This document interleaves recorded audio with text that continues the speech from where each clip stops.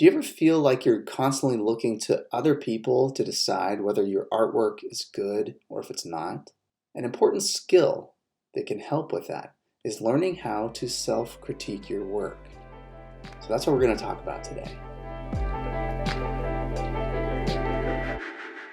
Learning to examine your own painting and give yourself an honest critique is an important skill as you grow and develop as an artist. So I want you to keep three things in mind as you critique your own artwork. The first thing is to wait 24 hours before you critique and finalize your painting.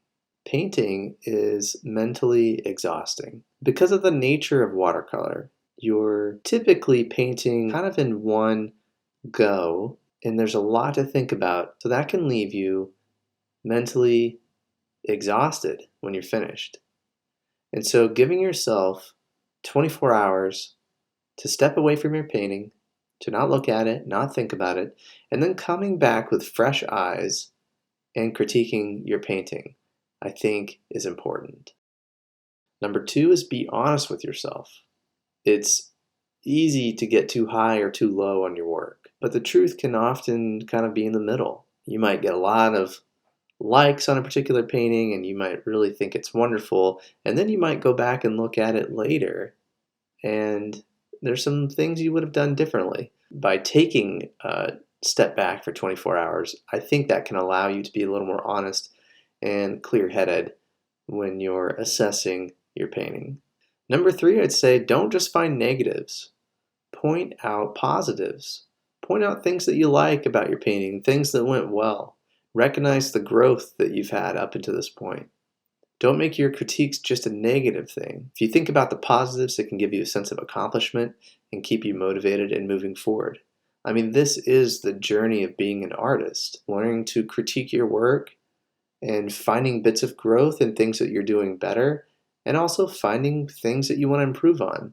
And it might not always be something that you didn't do well. It might just be, I'm excited about this area of a painting, and it might lead you into exploring and painting in new ways just by taking that time to assess and critique your work on your own.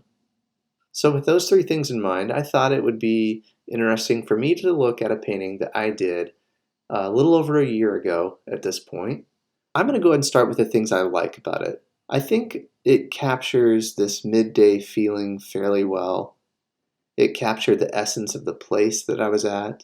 I like how these buildings turned out. There's a clear area of interest. I think this truck is an interesting touch and kind of shows some of the character of this road. A lot of trucks drive by on this road. I think the sky turned out pretty well. I like how it's darker up here and it fades lighter near the horizon.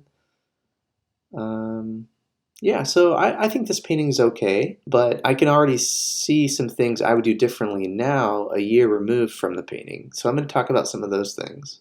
I think that the composition is a bit full.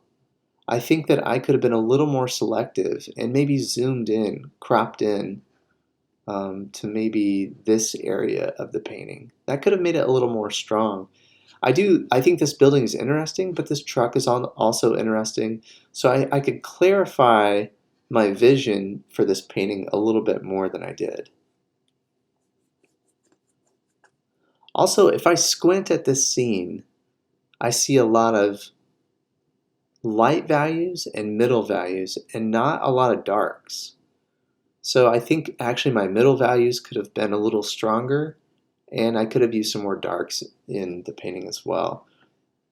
In my first wash, I could have gotten a lot stronger on the road here and left it this light in this area, and that would have drawn the viewer's eye into the scene a little easier, a little more clearly than having the road be quite so bright all the way through this whole section of the painting.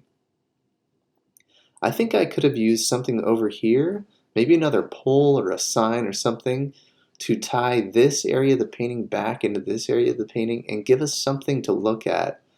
This half of the painting is kind of a repetitive area. I can see 1, 2, 3 sections of trees, and I did the same shape for each section of those trees. So if I was doing this painting again, I'd be more mindful of that, not repeating the shapes as well. I think I would have cooled down some of these trees, maybe even painted some more softness in the background.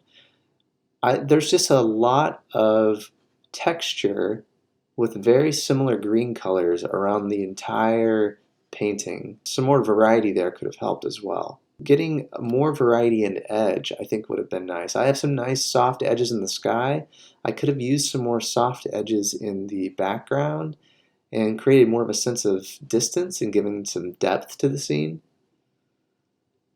And used a cooler green here and the warmest green here, so it would make this tree a little more important than these. I kind of have the same issue going over here.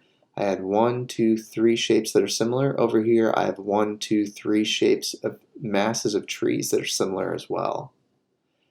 I think I could have softened some of these edges. I have hard edges that go right up to the edge of my painting. Just done something a little different, maybe filled most of this in and had a few branches that hang over. Just to, again, add some variety. I'm seeing a lot of green in this painting, a lot of the same type of texture repeated, and adding those bits of variation I think could have helped as well. So I think that's about it for this critique of my work. I've found some positives and some things I did well, and I've also pointed out a few things I would do differently if I was going to paint this painting again tomorrow. I hope that you found this helpful.